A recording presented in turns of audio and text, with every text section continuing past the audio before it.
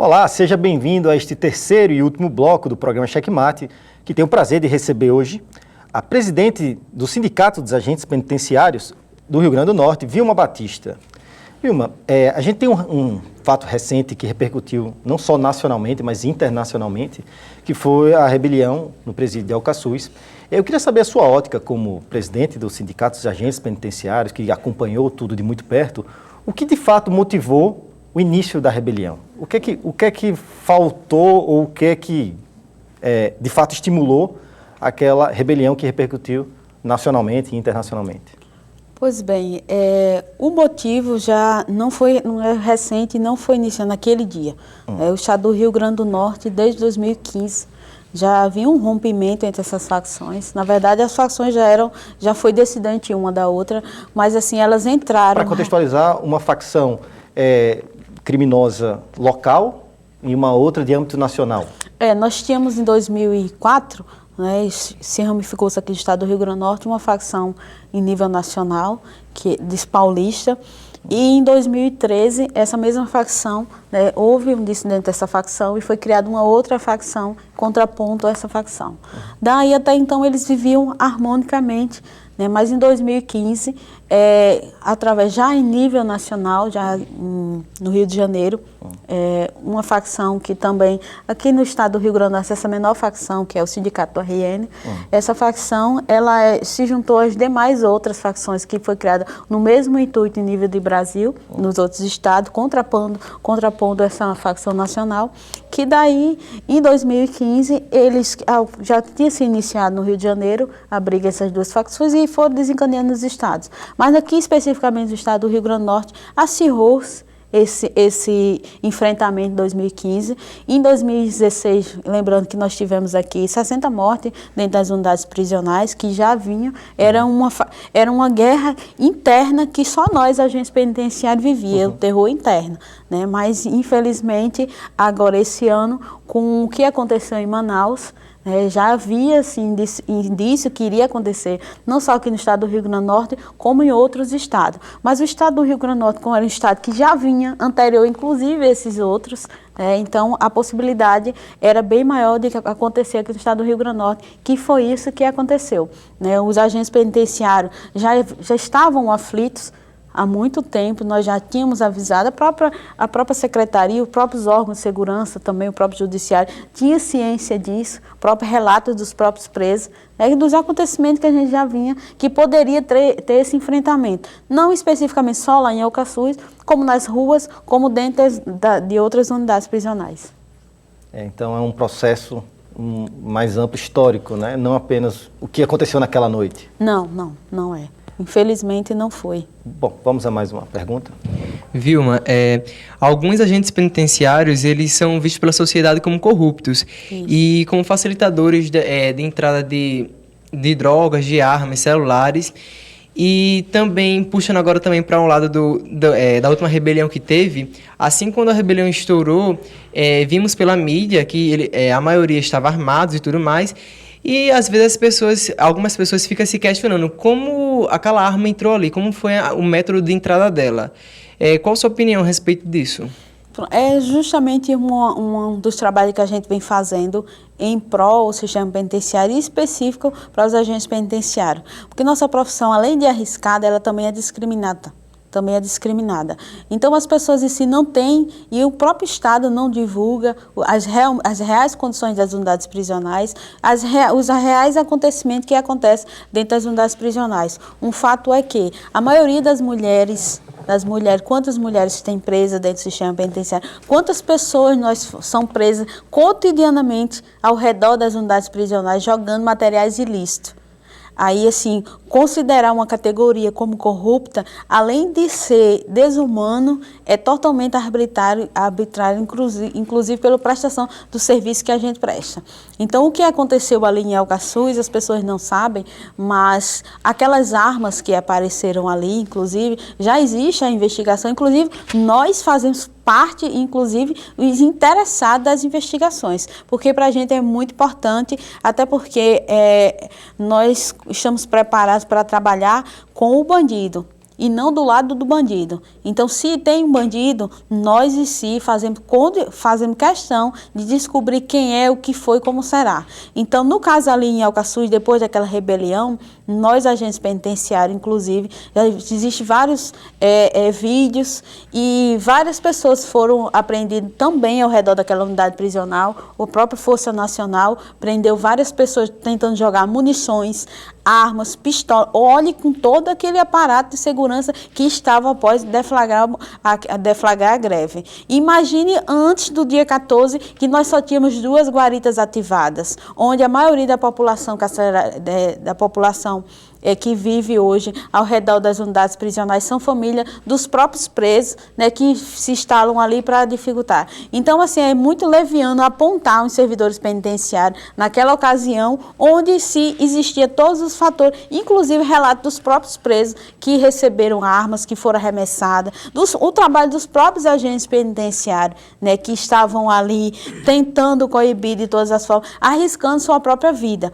Porque o que aconteceu aqui no estado do Rio Grande do Norte, aquele massacre que aconteceu, poderia ter sido vitimado os próprios agentes penitenciários, que estão hoje, até hoje, aterrorizados. Que nós, no estado do Rio Grande do Norte, não tínhamos visto até hoje o que aconteceu naquele dia, onde os agentes tiveram que sair correndo, deixaram muitos seus objetos para trás, fizeram uma trouxa de armas e munições, o que pudesse levar para o Alcaçuz, foram resgatados por outros agentes penitenciários. Então, assim, seria leviano dizer que aqueles próprios agentes que estavam ali em risco eminente de também serem mortos, colocar armas e munições para dentro.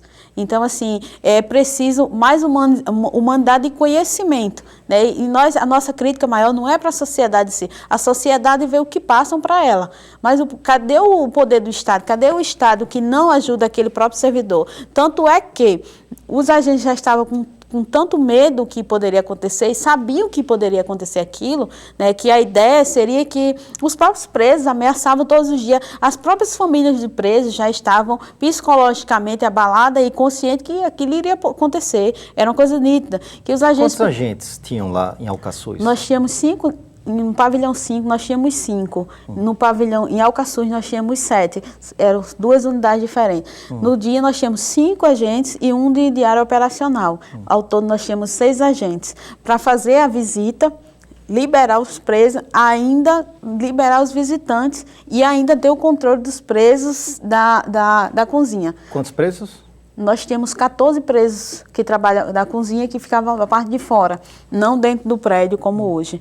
Então, esses próprios agentes já tinham esse receio que poderia acontecer, que eles mesmos fizeram uma escada dando acesso à parte superior do teto do pavilhão, onde caso viesse a acontecer, onde Alcaçuz, que era o mais indicado, que iria descer para fazer esse massacre no pavilhão 5, os agentes iriam subir, ficar no teto, esperando o resgate e o socorro. Então, assim, diante do que aconteceu, isso é totalmente leviano. Vamos a mais uma pergunta? Vilma, uma cena que ficou marcada durante aquele período foi um preso ir em direção ao batalhão que estava lá no intuito de conter e conversar, né, com os policiais. Isso rodou o mundo, o país, que o Estado se rendeu aos detentos. Na opinião do sindicato, isso aconteceu? E só mais uma pergunta para depois. O que os agentes esperam após a saída dos agentes do DEPEN, lá de Alcaçuz? Pois bem, 2 perguntas muito importantes. A conversa do preso com os policiais é normal no momento de crise. A geralmente de crise, né, negociar e negociar. Negociar nos parâmetros internos e não diante do... Negociar é uma coisa, fazer acordo é outra coisa, diante do que foi feito. Nós fomos radicalmente contra o que aconteceu naquele dia, onde o Estado disse que não negociaria, onde nós tínhamos vários corpos no chão, onde nós tínhamos vários presos que desumanamente tiraram a vida de outros presos, que para a gente são todos iguais. Para a gente, nós, agentes penitenciários, nós dentro da unidade prisionais não classificamos sindicato, PCC, não, são presos é preso. Mas, infelizmente, naquele momento foi dado um tratamento diferenciado, onde uma unidade, naquele momento de crise, a nossa visão parcial e imediata era que uns presos de um pavilhão quebraram o patrimônio público, assassinaram o outro e debelaram uma rebelião. Na ótica nossa, quem tem que ser punido é quem leva ou quem faz? Quem dá ou quem leva? Então, naquele momento, não tinha que se discutir. Nós não tínhamos que tratar como facção A e facção B. Era um grupo, matou outros, e, enfim, ele que tinha que sair daquela unidade, tinha que ser feito os procedimentos. Mas não foi isso que foi feito. O preso fez acordo, sim. Não foi, naquele momento o acordo não foi selado pelos policiais, foi pela Secretaria de Segurança, e eu fui à Secretaria de Segurança, fui radicalmente contra, porque era um problema interno dentro da unidade que a gente deveria resolver da forma mais imparcial possível, ao invés de ter que fazer acordo, e esse problema dentro das unidades ser deliberado em todas as unidades do Estado, inclusive levando esse problema para as ruas, que foi o que aconteceu. E até porque depois dessa negociação, o Estado demorou muito para intervir lá. Então ficou muito estranho isso. O Estado perdeu, na verdade, o controle, que uma crise, uma rebelião, acho que foi a maior do país, onde passa 15 dias. Foi o maior do país, ainda não vi no Brasil uma rebelião de 15 dias. Geralmente é 3 dias, mas aqui passou os 15 dias e o Estado não teve o controle. Tanto é que nós tivemos que intervir com essa força-tarefa de intervenção penitenciária para poder cessar essa crise debelada naquele momento. Qual o atual cenário de Alcaçuz, Vilma, em termos de segurança dos próprios presos e dos próprios agentes lá dentro? Olha, hoje, da forma que está mais seguro do que aqui fora, na sociedade em si. Hoje nós temos cerca de 180 homens, 120 da força, fora os agentes penitenciários, fora os policiais, que fazem a guarita externa. Após aquele incidente, todas as guaritas estão ativadas. Nós estamos diariamente por plantão, nós temos cerca de 50 agentes penitenciários, que juntando o efetivo todo das 2 unidades a gente não tinha até acontecer isso. Totalmente, todos eles com equipamentos de trabalho, totalmente com procedimentos, toda a estrutura que nós não tivemos. Nós não tivemos, que nunca o Estado nos deu. Então, a nossa perspectiva com a saída dessa força-tarefa é que o Estado aprenda com o que aconteceu, não nos deixe mais passar por uma situação como essa, que ao contrário de quem vê de fora, a situação é tão complicada, tanto quanto pior ainda para os agentes penitenciários. Porque o preso em si, ele está envolvido. Aquilo ali tudo acontece porque entre eles se envolveram naquilo, e quem está numa guerra ou você vai para matar ou vai para morrer. E você que simplesmente vai trabalhar e administrar ela sem você ter nada a ver. Então, esse é o papel do agente penitenciário. Nós estamos nessa sinuca onde o Estado nos coloca na boca do leão e ainda coloca o mel para adoçar o crime. Então, nós esperamos que o governo do Estado aprenda que o sistema penitenciário, além de estrutura, além de unidades prisionais, além de políticas públicas prisionais para a gente trabalhar a socialização e tirar o preso das garras do crime organizado, é preciso valorizar o agente penitenciário também. Um exemplo claro disso, nós estamos passando agora. A Força-Tarefa está aí. Nós temos agentes penitenciários, que eram agentes penitenciários nosso, aqui do estado do Rio Grande do Norte, que saíram agora em novembro de 2016, tomaram posse e assumiram o departamento penitenciário, são agentes federais. Hoje, esse agente que saiu daqui totalmente desmotivado, porque ele não tinha uma progressão na carreira, porque ele não tinha uma implantação dos seus níveis, porque ele não tinha uma condição de trabalho, porque ele saía e não tinha um coturno para calçar, ele tinha que comprar o coturno, ele não tinha um colete à prova de bala, ele tinha que empurrar uma viatura, ele tinha que pedir no comércio ou na sociedade algo para funcionar o sistema. Agora, em março, o agente penitenciário retorna à sua unidade totalmente fardado, totalmente equipado, totalmente treinado e bem valorizado. Então, o problema não era o mesmo homem. Então, o problema não era o homem. Não era eficiência, sim as condições que era dado a ele. Quando se quer resolver uma situação, exatamente, se volta para ela, né? Vamos mais uma pergunta?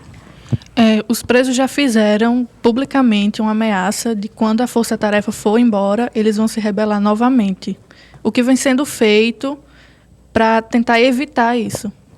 Olha, o Estado, inclusive cobrança nossa, nós estamos não só reforçando a questão da estrutura das unidades prisionais. Está sendo feito um mutirão também para desencarcerar aqueles presos que em vários processos que existem aí, inclusive esse mutirão que o Departamento Penitenciário trouxe para o Estado, compondo a Força-Tarefa, foi muito importante, né, que não só trouxe a intervenção, como também as equipes, assistência social, psicólogo, defensores públicos, que puderam, junto com os servidores daqui, fazer esse mutirão para acelerar esse desencarceramento e ver a questão processual dos presos.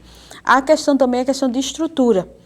O Estado, nós estamos também na perspectiva do concurso público, embora que o sindicato, nós estamos ainda batalhando judicialmente para a nomeação de mais 32 concursados do último concurso que está sob júdice para atuarem naquela unidade prisional. E não adianta ela ser uma fortaleza se não tiver com quem vai trabalhar lá dentro da unidade e não tiver condições de trabalho. Porque não adianta o Estado construir com concreto e simplesmente um agente penitenciário ir com papelão fazer a segurança dessa unidade. Então, a nossa perspectiva é essa. O que depender da determinação e dos procedimentos dos agentes penitenciários, eles podem até se rebelarem, mas fazer o que eles fizeram antes não vão mais fazer. Primeiro, que a estrutura não vai comportar esse acesso livre. Que até então, mesmo que os agentes estivessem ali, eles não tinham como, porque eram 6 agentes para 400 homens. Então, era como se fosse um boiadeiro para uma manada de boi. Então, nós não teríamos como evitar. Mas hoje, pela estrutura que se pretende, nós vamos fazer de tudo. Mas é uma grande preocupação nossa, sim, porque até o governo, as ações do governo não são... Na verdade, as ações do governo não são para resolver o problema, são ações mais paliativas. É com isso que nós queremos estar junto com o governo para tentar mostrar, para tentar construir, que é uma crítica que a gente faz. Nesse mesmo plano diretor, o governo deixou os trabalhadores do sistema penitenciário de fora, então está sendo feito, executado um plano de ação que nós, agentes penitenciários, nós não temos participação. Muito bem, Vilma. Agradecemos demais aí seus esclarecimentos, a sua participação. Infelizmente, nosso tempo esgotou. Agradecemos a audiência dessa entrevista do Cheque Mate e voltamos na próxima semana com mais entrevistas.